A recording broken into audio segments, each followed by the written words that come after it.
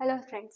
So या व्हिडिओमध्ये आपण बघणार आहोत की BMS फर्स्ट इयरचे नोट्स कसे बनवायचे, कधी बनवायचे आणि कुठून ते आपण अवेलेबल मिळवू शकतो. ओके, सो सर्वात पहिले आता सर्वजण BMS फर्स्ट इयर मध्ये एनरोल झालेले असणार, बरोबर.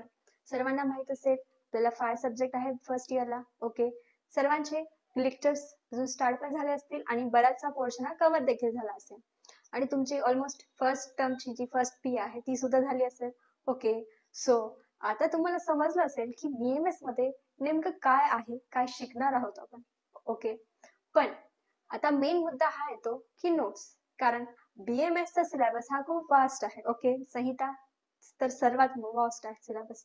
ओके, पण जर आपल्याला युनिव्हर्सिटी पॉइंट ऑफ व्ह्यू साठी जर आपल्याला अभ्यास करायचा असेल तर आपल्याला नोट्स हे गरजेचे आहे.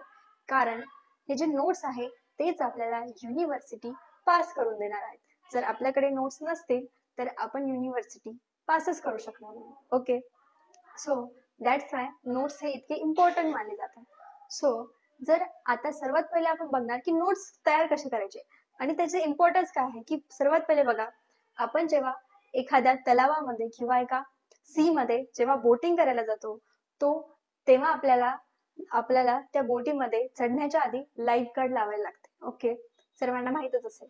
तसंच जेव्हा आपण एक्झाम द्यायला जाणार आहे, सो त्याचप्रमाणे आपल्यासोबत नोट्स देखील असणे आवश्यक आहे.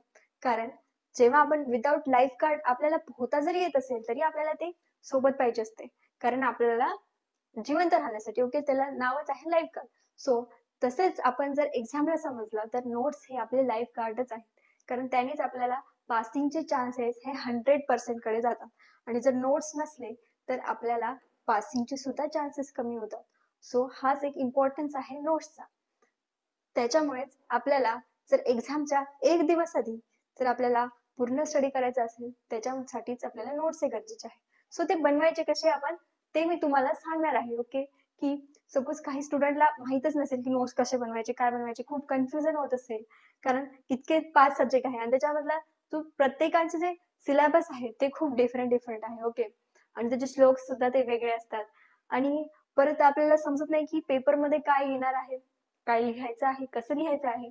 सो त्याच्यासाठीच हा त्यांच्यासाठीच व्हिडिओ आहे. सो बघा, the how to write notes. So notes कसे लिहायचे बघा. सर्वात पहिले आपल्याला लिहायचं आहे इंट्रोडक्शन. म्हणजे कोणता एक टॉपिक आहे सो त्याचं आपल्याला एक 2 लाईन मध्ये इंट्रोडक्शन लिहायचं आहे नोट्स लिहिताना वेळेस. ओके, त्याच्यानंतर लिहायचं आहे श्लोका आणि मग स्टार्ट करायचं आहे त्याच्या निरुक्तीपासून. निरुक्ती असेल, उत्पत्ती असेल. ओके, सो त्याचे डेफिनेशन असेल, व्याख्या असेल, लक्षण असेल.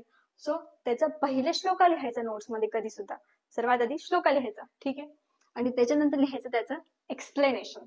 ओके, सो मग काय लिहायचं त्याचं एक्सप्लेनेशन आणि श्लोकाचं इथं आपण रेफरन्स सुद्धा लिहायचं आहे. ओके, रेफरन्स सुद्धा इम्पॉर्टंट आहे. म्हणजे चरक सूत्रस्थान 2 अध्याय 12 असं. सो आणि त्याच्यानंतर लिहायचं त्याचं एक्सप्लेनेशन की श्लोकामध्ये जे लिहिलं आहे त्याचा अर्थ काय तो आपल्या लँग्वेज मध्ये लिहायचा. आता बरेच जणांचे लँग्वेज वेगवेगळे असणार आहेत. ऑब्व्हियसली काहींनी मराठी चूज केलं असेल, काहींनी इंग्लिश, तर काहींनी हिंदी चूज केली असेल लँग्वेज. तर त्या लँग्वेज मध्ये आपले नोट्स हे आपण बनवायचे आहेत. ओके, एक्सप्लेनेशन हे आपल्या लँग्वेज मध्ये लिहायचं आहे. ओके, त्यानंतर लिहायचं आहे त्याच्यामध्ये एक्झाम्पल्स. जे आपण पूर्णीची माहिती बघितली वरती श्लोक प्लस एक्सप्लेनेशन, तर त्याचे एक्झाम्पल सुद्धा असणे गरजेचे आहे. कारण त्याने आपल्याला समजणार की लिंक लागेल की नेमकं या कंटेंट मध्ये काय आपण बघत आहोत. ओके, ते नंतर आहे अकॉर्डिंग टू NCERT सिलेबस. तर नोट्स हे जे बुक्स मध्ये दिलं आहे तसं टोटल छापायचं नाही आहे. ओके, बरेचसे लेखक काय करतात, बुक घेतात क्रियाशीलीचं. ओके, सपोज रानडेचं बुक घेतलं, त्याच्यामध्ये श्लोक घेतले, एक्सप्लेनेशन घेतलं, पूर्ण लिहित बसतात ते पेज, 3-4 पेज एक topic. So this is very wrong. कारण ते जे आहे ते नोट्स नाही झाले, मग ते आपण एखादी छापण्याची प्रक्रिया केली. ठीक आहे, सो आपण नोट्स का बनवतोय, पेपरच्या एक्झामसाठी वाचण्यासाठी. ओके, किंवा पेपरमध्ये प्रिपरेशन करण्यासाठी ऑब्व्हियसली. तर जर आपण पुस्तकच छापलं नीट तर मग नोट्सच का बनवले, पुस्तकातून सुद्धा वाचू शकत होतो ना. ठीक आहे, लॉजिक समजते. सो दॅट्स NCERT सिलेबस मध्ये. आता बघा, बऱ्याचशा लेकरांना कन्फ्युजन आहे. ठीक आहे, सो की आता नोट्स कसे काढायचे. कारण खूप सारे बुक्स आहेत, ऑथरचे खूप सारे हजारो शेकडो ऑथर्स आहेत, त्यांचे वेगवेगळ्या लँग्वेज मध्ये वेगवेगळे बुक्स आहेत, तुम्ही पाहिलेच असेल. पण जर तुम्ही पर्टिक्युलर बुक्स घेतले, आता मी एक बुकचा व्हिडिओ सुद्धा बनवला होता फर्स्ट इयरचा, ओके, तुम्ही तो बघितला असेल, नसेलही तर बघून घ्या वापस एकदा, ओके. आता त्याच्यामध्ये देखील मी तुम्हाला 2-3 ऑथर कॉमन सांगितले आहेत, ओके. पण आता त्याच्यामध्ये देखील तुम्हाला नोट्स काढायचे, पण कन्फ्युज होतं माणूस की आता नोट्स कशामधले काढायचे, ओके, आणि याच्यातले किती कंटेंट लिहायचं, त्याच्यातले किती, कोणतं राईट कोणतं रॉंग कंटेंट, ओके.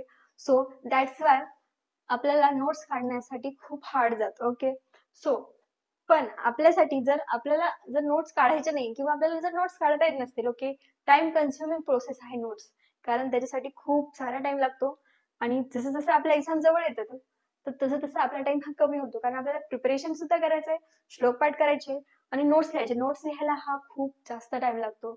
अक्षरशः आता सेकंड इयरचे नोट्स मी काढते तर मला सुद्धा खूप टाइम लागत आहे, कारण फर्स्ट आपण जेव्हा एंटर करतो त्या अकॅडमिक्स मध्ये, ओके, सो आपल्याला समजतच नाही सर्वात पहिले की कोणते बुक्स घ्यावे. बुक्स तरी जरी समजले तर आता नोट्स काढायचे, मग कोणता पॉइंट लिहायचा कोणता नाही लिहायचा. सो त्याच्यामुळेच नोट्स हे सर्वात अवघड काम आहे काढणं, ओके. तर मग आता काही जणांना समजत नाही की नोट्स कसे काढायचे, सो त्यांच्यासाठी आपल्याकडे दुसरं ऑप्शन अवेलेबल आहे, ते म्हणजे नोट्स आपण मार्केटमध्ये विकत घ्यायचे, ठीक आहे. सो आता मार्केटमध्ये बरेचसे ऑथर्स आहे, बरेचसे पब्लिकेशन आहे नोट्सचे, ओके. तर आता काही काहींचं काय असतं की जितके सुद्धा नोट्स आहे तर ते एकदा हाय प्राइस असतात, ओके, आणि सेकंड म्हणजे ते प्रिसाइज नसतात, ओके. त्याच्यामध्ये कंटेंट तर असतं पण त्याच्यासोबत एक्स्ट्रा वर्कही असतं, एक्स्ट्रा लँग्वेज, परत म्हणजे एक्स्ट्रा भारूड भरती त्याच्यामध्ये असते, ओके, ठीक आहे. म्हणजे त्याच्यामध्ये आपण म्हणू शकतो की एक टॉपिक जर एका पेजमध्ये संपत असेल तर ते जे नोट्स असतात त्याला ते 3 पेज लावतात. सो आपल्याला तेही समजत नाही की पेपरच्या आधी आपण एवढं वाचणार का, आपल्याला मग अजून प्रेशर येतं पेपरमध्ये की एवढं आपलं वाचणं होणार का, आपल्याला वाचलं झालं नाही आपल्या पेपरमध्ये, आपल्याला स्पीड तिथंच थांबते आपली लिहिताना आणि आपण कन्फ्युज होतो, प्रेशराइज होतो आणि आपल्याला लिहायला पण टाइम हा मिळत नाही. खूप साऱ्या जणांसोबत झालं असेल, ज्यांची बघा आता पीए झाली आहे तर त्यांचं बघा काहींची एमसीक्यू झाली असेल तर काहींची एससीक्यू म्हणजे रिटर्न वाली पीए झाली असेल, बरोबर. सो आता ते रिटर्न वाली तुम्ही फर्स्ट टाइम देणार आहात 12वी नंतर, ओके. सो त्याच्यामध्ये तुम्हाला एक समजलं असेल की आपल्याला कंटेंट लिहिताना थोडं हार्ड जात आणि आपली स्पीड देखील ही स्लो झालेली आहे, का, कारण आपल्याकडे प्रॉपर नोट्स नाहीयेत, ओके. सो दॅट्स वाय हे जे नोट्स आहेत मार्केटमधून घेणे हे आपल्यासाठी एक अफोर्डेबल राहील, कारण ते आपल्याला रेडीमेड भेटत आहे, आपल्याला फक्त ते वाचायचे आहे, त्याच्यातून नॉलेज गेन करायचं आहे, ओके, एक्झामसाठी. सो दॅट्स वाय आपण मार्केटमध्ये हे घ्यायला पाहिजे, असं माझं एक पर्सनल मत आहे, ओके. आता जर अजून एक ड्रॉबॅक आहे मार्केटमधून घेण्याचा की कसं की त्यांची लँग्वेज, आता जर तुम्ही पब्लिकेशन मधले नोट्स घेतले असेल, 12th मध्ये सुद्धा घेतले असतील नीट साठी नोट्स, तर तुम्हाला एवढं कळालं असेल की त्यांची लँग्वेज ही कधी कधी बुकच्या लँग्वेजच्या सिमिलर असते, बरोबर, कारण ते जे नोट्स काढतात ते कम्प्युटराइज्ड असतात, ओके. ते असे एका पर्टिक्युलर एका ऑथेंटिकेटेड नसतात ऑब्व्हियसली. तर त्यामुळे आपल्याला ते ते नोट्स देखील वाचले तरी आपल्याला थोडेसे कन्फ्युजन राहतच की याचा अर्थ काही लाईन समजत नाही, काही लाईन समजत नाही ऑब्व्हियसली. सो त्याच्यामुळे मार्केटमध्ये असे बरेचसे ब्रँड्स आहे की ते आपले नोट्स विकण्यासाठी, परत हाय प्राइस असतात आणि ते नोट्स आपल्याला कधी कधी समजतही नाही. तर तर त्याच म्हणून जर आपण एक अजून ऑप्शन आहे ते म्हणजे माझे नोट्स, ओके. तर माझे नोट्स का, कारण माझे नोट्स आहे हे कमी प्राइस मध्ये आणि ते स्वतः मीच लिहिले आहे. तर बघा, तर माझे नोट्स का घ्यावे, कारण ते आहे प्रिसाइज्ड, कारण ते मी बनवले आहे मी जेव्हा फर्स्ट इयरला होते ऑब्व्हियसली. सो त्या टाइमामध्ये मी ते नोट्स लिहिले आहे जेव्हा आमचे पेपर युनिव्हर्सिटी एक्झाम होती. सो त्याच्या आधी आम्हाला 2 महिने सुट्ट्या होत्या. सो त्या 2 महिन्यामध्ये मी नोट्स लिहायचं काम केलं. म्हणजे बघा, कारण माझे सुद्धा स्टार्टिंगला प्रिपेरेड नव्हते नोट्स, कारण आणि मला खूप लाईक प्रेशर आलं होतं की आता मी पास होणारच नाही, म्हणजे 90% मला वाटत होतं की मी फेलच होणार आहे. ठीक आहे, सिरियसली खरं बोलते. पण तेव्हा जेव्हा मी ते नोट्स लिहिले माझे, ओके, आणि त्याच्यानंतर ते नोट्स कम्प्लीट झाले ना, मग ते नोट्स मी 1-2 5-6 वेळेस वाचून झाले, कारण ते एक ओव्हरव्ह्यू होता तो नोट्स, म्हणजे असे की ते जर आपण वाचले की लगे आपल्याला सर्व गोष्टी हे रिकॉल होणार होते. So that's why. आणि नंतर पेपरच्या एक्झामच्या आधी तेवढ्या ते पेपर 1 जे पेपर 2 चे तेवढे नोट्स पूर्ण वाचून घ्यायचे माझे, एका दिवसामध्ये 3 वेळेस, ऍटलिस्ट 3 वेळेस तरी ते नोट्स पूर्ण वाचून व्हायचे त्या पेपरचे, त्या सब्जेक्टचे. सो दॅट्स वाय तसं करून मी पास झाली आहे. म्हणजे पास म्हणजे नाही, डायरेक्ट 65% पर्यंत माझा हा रिझल्ट आहे फर्स्ट इयरचा. तर तुम्ही बघू शकता की इतका मोठा डिफरन्स पडतो नोट्स बनवल्याने आणि नोट्स नसल्याने. सो जर आपल्याला पास व्हायचं असेल, मेन गोष्ट, आणि जर 80% जरी आपल्याला मार्क्स पाहिजे असतील युनिव्हर्सिटीमध्ये, तर नोट्स हे आपल्याला मस्ट आहे. मी विदाउट नोट्स हे मार्क गेन करू शकत नाही. सो जे माझे नोट्स आहे तर ते प्रिसाइज असणार आहे, म्हणजे पर्टिक्युलर असणार आहे. त्याच्यात बाकीचा रिकामा टाइमपास हा नसणार आहे. ओके. जे नंतर आहे ते हँड रिटन, ते हँडरायटिंग मध्ये, माझ्या हँडरायटिंग मध्ये असणार आहे. त्याच्यामध्ये असे कम्प्युटराइज्ड ते बिलकुल नाही आहेत. ओके. देन नंतर आहे, कारण ते जे मी यूज केले आहे तेच मी तुम्हाला देणार आहे ऑब्व्हियसली. सो डायरेक्ट माझ्याकडून तर ते तुमच्याकडे येणार आहे, म्हणजे मी जी त्या 2 महिन्याची जी मेहनत होती ती तुम्हाला मी देणार आहे ऑब्व्हियसली. देन नंतर लेस प्राइस मध्ये आहे, जे मार्केटमध्ये बघा, आता माझे फ्रेंड आहेत. ओके, माझे फ्रेंड होते 2. सो त्यांना संस्कृत समजत नव्हतं बिलकुल. आमच्या म्हणजे कॉलेजमध्ये त्यांना समजत नव्हतं कॉलेजमध्ये. सो त्यांनी एक्स्ट्रा क्लासेस लावले होते संस्कृतचे, ते पण किती 6,000चे क्लासेस लावले होते. सो आणि त्याच्यामध्ये देखील त्यांना तसा रिझल्ट भेटला नाही, आउटकम बिलकुल नाही भेटला. कारण सेम मला जितके मार्क्स आहे संस्कृतमध्ये, त्यांना सुद्धा सेम मार्क्स, पण त्यांनी क्लास सुद्धा लावला होता 6,000 एक्स्ट्रा देऊन. सो डिफरन्स इज दॅट की माझ्याकडे प्रॉपर नोट्स होते आणि त्यांच्याकडे नव्हते, म्हणून त्यांना हे माझ्यावरच मार्क्स पडले. कारण बघा, आता आपण बघायला गेलं तर शेकडो क्लासेस आहेत मार्केटमध्ये BMSचे, पण जर तुम्हाला स्वतःहून जर तुम्ही केलं तर तुम्ही सुद्धा त्यांच्यापेक्षा विदाउट मनी, विदाउट लुझिंग मनी, विदाउट एनी क्लासेस तुम्हाला सुद्धा एक छान स्कोर करता येईल. तो कसा? कारण तुम्ही माझे नोट्स विकत घेणार ऑब्व्हियसली आणि माझे लेक्चर्स बघणार. ओके. सो तुम्हाला लाईक फ्री मध्ये तुम्हाला लेक्चर्स आहे, तुम्हाला क्लास लावायची सुद्धा गरज नाही. सो दॅट्स वाय तुम्ही चांगलं स्कोर करू शकतात. देन नेक्स्ट आहे प्रॉपर नोट्स. तर जे माझे नोट्स आहे ते एकदम प्रॉपर वे मध्ये आहे, त्याच्यामध्ये असं काही दुसऱ्या गोष्टी नाही टाकलेल्या. ओके. त्यानंतर आता त्या नोट्स सोबत आपल्याला क्वेश्चन पेपर सुद्धा मिळणार आहे. तर मार्केटमध्ये बघा, नोट्स वेगळ्या मिळतात वेगळ्या प्राइस मध्ये, आणि प्रॅक्टिस पेपर सुद्धा वेगळ्या प्राइस मध्ये असतात. सो ते आपल्याला जास्त हाय प्राइसला पडतात. पण माझे जे नोट्स आहेत त्याच्यामध्ये नोट्स आणि प्रॅक्टिस पेपर हे दोन्हीही एकदाच मिळणार आहे, एकाच प्राइस मध्ये. ओके. त्यानंतर आहे ते युनिव्हर्सिटी एक्झाम पॅटर्नचे नोट्स. ते पेपर असणार आहे जसे युनिव्हर्सिटीचे पेपर्स असतात. ओके, MCQ, SCQ, LQ, त्या पॅटर्नचे हे पेपर असणार आहेत. नंतर आहे मराठी लँग्वेज मध्ये असणार आहे आयुर्वेदा. आता जे माझे नोट्स आहे, ओके, सो त्याची लँग्वेज मराठी आहे, म्हणजे जे आयुर्वेदाचा जो पार्ट आहे तो मराठी लँग्वेज मध्ये आहे. ओके. सो हे तुम्ही ज्यांना मराठी लँग्वेज घेतली आहे त्यांच्यासाठी हे नोट्स एकदम 100% चांगले आहे. नंतर आहे बघा, for 70 to 80% scoring in university, म्हणजे तुम्ही माझ्या नोट्सनी 70 ते 80 अप्रॉक्सिमेटली तेवढे टक्के तुम्हाला मिळू शकतात, आणि पासिंग तर ऑब्व्हियसली होणारच तुमची, त्याची कोणताही डाऊट हे नाहीये. नंतर आहे बघा, ते NCISM चा सिलेबस आहे. म्हणजे आता मला खूप सारे कमेंट्स आले की मॅम याच्यामध्ये श्लोका तुम्ही फारच कमी लिहिले, बाकीच्या बुक्स मध्ये तर खूप सारे श्लोक आहेत, परत हे जे नोट्स आहे त्याच्यातले जे टॉपिक तुम्ही शिकवता तर ते थोडेसेच आहेत, पण जे बुक्स मध्ये आहे ते तर खूप सारे टॉपिक्स आहेत. ओके. BDC मध्ये सिस्टम वाईज BDC आहे ना, ऑब्व्हियसली बघितलं असेल तुम्ही, आणि पण NCISM मध्ये तर डिफरंट सिस्टीम इन्क्लुडेड आहे, अशा म्हणजे पर्टिक्युलर सिस्टीम नाहीये त्याच्यात. ठीक आहे. सो तो जो पॉइंट आहे तो एकदम बरोबर आहे, कारण आपल्याला फक्त आणि फक्त NCISM च्या नुसारच स्टडी करायचा आहे. त्या बुक्स मध्ये, त्या शिंपी बुक्सचा एक कमेंट आला होता की शिंपी बुक मध्ये खूप सारे श्लोक आहे पण तुमच्या लेक्चर मध्ये 2च श्लोक आहे. सो त्याचा आन्सरच हे आहे की मी जे श्लोक लिहिले, मी जे नोट्स लिहिले ते NCISM नुसार आहे, ते कोणत्याही बुक नुसार नाही आहे.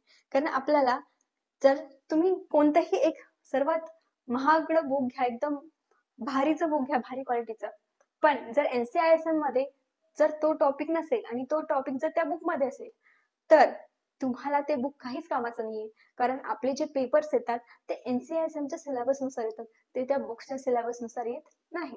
सो दॅट्स वाय NCISM चा सिलेबस असणं हे मस्ट आहे. तर आता काही बाहेरच्या नोट्स मध्ये दुसरे सुद्धा बुक्स नुसार असतं, ऑब्व्हियसली तुम्हाला माहितच असेल. त्यानंतर आहे माझे नोट्स आहे according to blue print.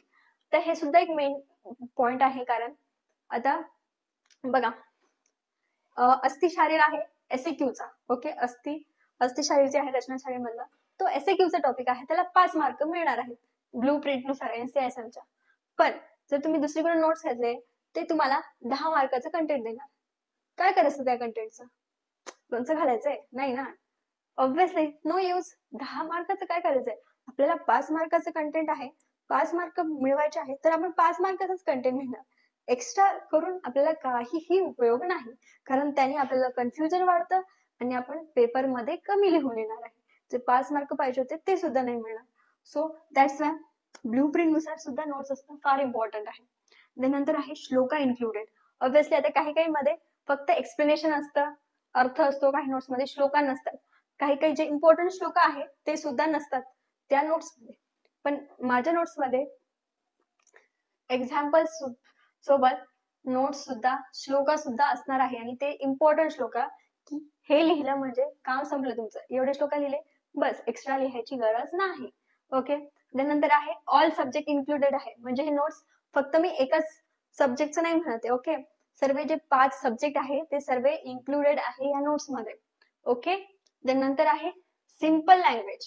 Obviously कारण बाहेरचे जे नोट्स आहे दुसऱ्या ऑथर्सचे, दुसऱ्या पब्लिकेशनचे, त्यांची लँग्वेज असते ती किताबी लँग्वेज म्हणतो आपण त्याला. ओके, पण जी माझी लँग्वेज आहे ती माझी लँग्वेज आहे. ओके, ती माझ्या भाषेत लिहिलेले नोट्स आहे, त्याच्यामुळे ते तुम्हाला इझी जाईल. कारण तुम्ही जर माझे लेक्चर बघत असाल तुम्हाला समजतही असेल. ओके, आपल्या रोजच्या लँग्वेज मध्ये मी तुम्हाला ते समजवते, तर तीच लँग्वेज नोट्स मध्ये देखील अवेलेबल आहे. सो असे हे नोट्स आहे. तर ते टोटल आपल्याला आहे सर्व सब्जेक्टचे 1111 मध्ये. ठीक आहे, समजलंय? म्हणजे 1111 रुपीज मध्ये आपले हे सर्व कंटेंट असणारे सर्व सब्जेक्टचे notes plus question paper, practice paper, आणि ते देखील कसे असणार आहे? फर्स्ट टर्म आहे तुमची आता.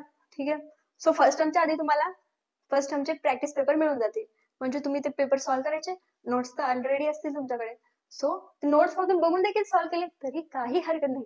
फक्त पेपरवर लिहायचं, बुक मध्ये लिहायचं. ठीक आहे, आणि ते वाचलं जरी आणि त्याच्यावरून आपल्याला फर्स्ट टर्म मध्ये सुद्धा तुम्हाला इझिली तुम्ही पास होणार. कारण फर्स्ट टर्म मध्ये काही सब्जेक्ट मध्ये 2-3 सब्जेक्ट मध्ये मी सुद्धा फेल होते. का? कारण माझ्याकडे नोट्सच नव्हते अवेलेबल.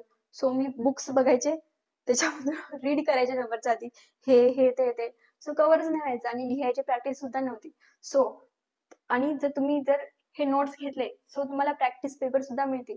सो त्याच्यानुसार तुम्ही हे प्रॅक्टिस करू शकता, लिहिण्याची सुद्धा प्रॅक्टिस होईल तुमची, प्लस तुम्हाला नोट्स सुद्धा भेटतील आणि तुमचा पेपर हा इझी जाणार आहे, गॅरंटीड. ओके, देन नंतर आपले हे टोटल समजलं तुम्हाला किती आहे? 1111 रुपयाला. लेस प्राइस आहे ही. एवढ्या प्राइस मध्ये तुम्हाला कुठेही नोट्स भेटणार नाही, प्लस प्रॅक्टिस पेपर. ठीक आहे, गॅरंटी आहे. कारण ही जी आहे ही लिस्ट प्राइस आहे, कारण तुम्हाला मार्केटमध्ये याच्याहून खूप जास्तच जे पैशांचे तुम्हाला हे नोट्स मिळणार आहेत. ओके, सो हे आपल्या नोट्स बद्दल झालं. आता नेक्स्ट आहे की म्हणजे श्लोका. त्या व्हायवामध्ये श्लोका जी डायरी असते माहितच असेल, तुम्हाला सांगितलं नसेल पण तुम्हाला सांगते टीचर की व्हायवाच्या वेळेस की श्लोका डायरी घेऊन या. तर तुम्ही म्हणाल श्लोका डायरी काय असते, हा फर्स्ट क्वेश्चन.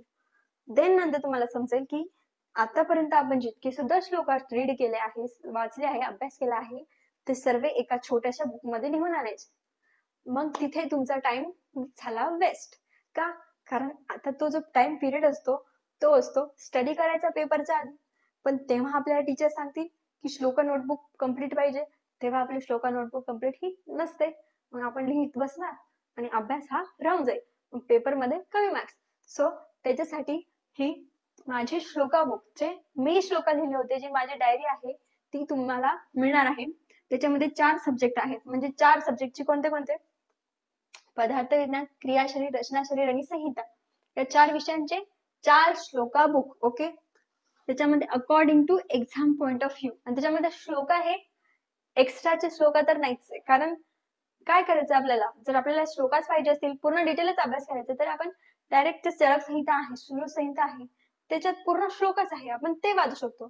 पण जर आपल्याला त्या व्हायवामध्ये पाठ करायचे श्लोक आहे, ओके, परत दाखवायचे आहेत त्या मॅमला. ओके, 10 मार्काला श्लोका डायरी आहे. व्हायवामध्ये 10 मार्क्स याचे कंपल्सरी असतात. तर तुम्ही नेली नाही श्लोकामध्ये तर तुम्हाला 10 मार्क्स मिळणार नाही. Okay, so that's shloka diary ही इम्पॉर्टंट आहे. So according to exam point म्हणजे त्याच्यामध्ये जे इम्पॉर्टंट आहे ते श्लोका आहे, जे रिलेटेड आहे ते श्लोका आहे. ओके, त्यानंतर आहे हँड रिटन. ऑब्व्हियसली हँड रिटनच मिळणार, कम्प्युटराइज्ड हे नाही बिलकुल. त्यानंतर डायरेक्ट फ्रॉम संहिता, म्हणजे ते असे बुक्स मधून नाही घेतलेले बरं, म्हणजे जे बुक्स मध्ये असतात ना ऑथरचे त्याच्यामधून नाहीये, ते संहिता मधून डिराईव्ह केलेले आहे. ओके, आणि नंतर आहे इझी टू रीड फ्रॉम. ते इझी टू रीड फॉर्म म्हणजे त्याचा जो प्रकार आहे तो इझी टू रीड आहे. म्हणजे बघा, आता तुम्ही श्लोक वाचले असतील ऑब्व्हियसली, तुम्हाला पहिले वाचता आले नसतील श्लोक, बरोबर का? कारण ते संस्कृत आहे, त्याच्यामध्ये संधी असते, समास असतो, ओके, विभक्ती असते. सो तुम्हाला खूप कन्फ्युज झालं असेल की त्याला काय म्हणतात. आणि तिथे बघा, तुम्ही असा एक सिम्बॉल बघितला असेल, एस आहे ना, हा एस नाही, त्याला अ म्हणतात संस्कृत मध्ये. सो हा सिम्बॉल काय आहे, अ. सो त्याच्यामुळे आपल्याला संस्कृत रीड करायला सुद्धा ही अवघड जाते. पण मी जे श्लोका डायरी लिहिली आहे ना, तर त्याच्यामध्ये जी लँग्वेज आहे ती संस्कृतच आहे. ओके, पण त्याचं जे फॉर्म आहे तर ते सुटसुटीत आहे, म्हणजे त्याच्यामध्ये काही शब्दांची संधी झालेली आहे. ओके, जॉईन झालेले आहे काही शब्द, त्यांना मी मोकळे केलेले, म्हणजे त्यांना सेपरेट सेपरेट लिहिले आहे की ते आपल्याला वाचताही जावे आणि पाठ करताही जावे. ओके, असे ते लिहिलेले आहे. आणि तुमच्यासाठी हे खूप असं एक इझी टू रीड आहे श्लोका डायरी, तुम्हाला अवेलेबल आहे. आणि ते फक्त 99 रुपीज मध्ये. ठीक आहे, बघा, फक्त 99 रुपीज मध्ये 4 सब्जेक्टची श्लोका डायरी. ओके, एक नाही म्हणत मी, 4 श्लोका डायरीज फक्त 99 रुपीजला. ते तुम्हाला खूप फायदेशीर ठरणार आहे. तुम्ही म्हणसाल की दीदी थँक्यू फॉर दिस, म्हणजे तुम्हाला असं वाटेल की हे तुमचं हाफ वर्क डन. तुम्ही हे नोट्स घेतले आणि श्लोका डायरी घेतले ना, मग तुमचं हाफ वर्क, अर्ध काम हे डन झालं. अर्ध काम पण नाही, 90%. फक्त आता तुम्हाला काय करायचंय, वाचायचे, श्लोका पाठ करायचे आणि लिहायचे, एवढ्याच गोष्टी करायच्या. बाकी सर्व तुम्हाला ऑलरेडी अवेलेबल आहे माझ्याकडून. ओके, म्हणजे पेपर जे आहेत ते सुद्धा तुम्हाला मी सॅम्पल टाकून देईल टेलिग्रामवर, की तुम्हाला सॅम्पल पेपर हे कसे मिळणार आहे. ओके, मी श्लोकाचे सुद्धा सॅम्पल टाकले आहे, श्लोका डायरीचे, आणि नोट्स सुद्धा टाकले आहे. मी परत एकदा एक एक सब्जेक्टचं, सॉरी, एक एक चॅप्टरचं टाकते. ओके, ते तुम्ही बघून घ्या. आणि मेन म्हणजे मला जर तुम्हाला नोट्स पाहिजे असतील तर मला तुम्ही इन्स्टावर डीएम करायचं आहे. ओके, इंस्टाग्राम आयडी आहे माझी अबाउट मध्ये चॅनलच्या, किंवा मी व्हिडिओच्या डिस्क्रिप्शन मध्ये टाकून देईल. तर त्या इन्स्टा आयडीला मला मेसेज करा की मला नोट्स पाहिजे आहे, मला श्लोका डायरी पाहिजे आहे. ओके, तुम्हाला ती अवेलेबल होऊन जाईल. ओके, टेलिग्रामवर मी तुम्हाला पीडीएफ फॉर्म मध्ये हे जे सर्व नोट्स आहे, श्लोका डायरी आहे, ते सर्व अवेलेबल करून देणार आहे. ओके, जर काही डाऊट असेल तर तुम्ही मला विचारू शकता. ओके, तरी माझं तरी मत आहे की तुम्ही हे घ्यावं, कारण मग तुमचा लोड ना बराचसा कमी होतो. कारण माझ्या वेळेस हे जे गोष्ट आहे, हे सर्व गोष्टी अवेलेबल नव्हत्या. सो मी खूप प्रेशराइज्ड होते फर्स्ट इयरच्या आधी, म्हणजे फर्स्ट इयरची जी एक्झाम होती युनिव्हर्सिटी, त्याच्या आधी खूप प्रेशर होतं की फेलच होणार आहे मी, डायरेक्ट लिटरली सांगते, इतकं टेन्शन आलं होतं. पण जेव्हा जसं जसं होत गेलं तसं तसं मला रिलीफ भेटला की yes, I can pass. So तुमच्यासाठी हे एक चांगला चान्स म्हणू शकतो की तुमचं जे प्रेशर आहे ते खूप कमी होणार आहे. ठीक आहे, काही डाऊट असतील तर मला तुम्ही इन्स्टावर विचारा, कमेंट मध्ये विचारा. जर इन्स्टा आयडी नसेल तर कमेंट मध्ये मला सांगा की नोट्स पाहिजे आहे. ओके, तर असं तुम्ही हे नोट्स आहे, मी तुम्हाला हे पण सांगितलं आहे की नोट्स कसे बनवायचे. ओके, तर हे जर जर तुमच्याकडून नसेल होत, तुम्ही नोट्स हे विकत घेऊ शकता. Okay, all the best. आता तुमची फर्स्ट टर्म येणार आहे, सो त्याच्यासाठी प्रॅक्टिस करा. ठीक आहे, नोट्स बनवा, नसतील बनत तर माझ्याकडून घ्या. ओके, ऑलवेज अवेलेबल आहे. आणि हे नोट्स सोबत तुम्हाला गायडन्स सुद्धा मिळेल की फर्स्ट इयर मध्ये काय करायचं, कसं करायचं. ओके, ठीक आहे, थँक्यू. सगळे जे प्लेलिस्ट आहे ते बघा, त्याच्यातून स्टडी करा. जर कॉलेजमध्ये काही समजत नसेल तर मी कंटिन्युअस व्हिडिओ टाकणार आहे आपले सर्व सब्जेक्टचे. Okay, thank you.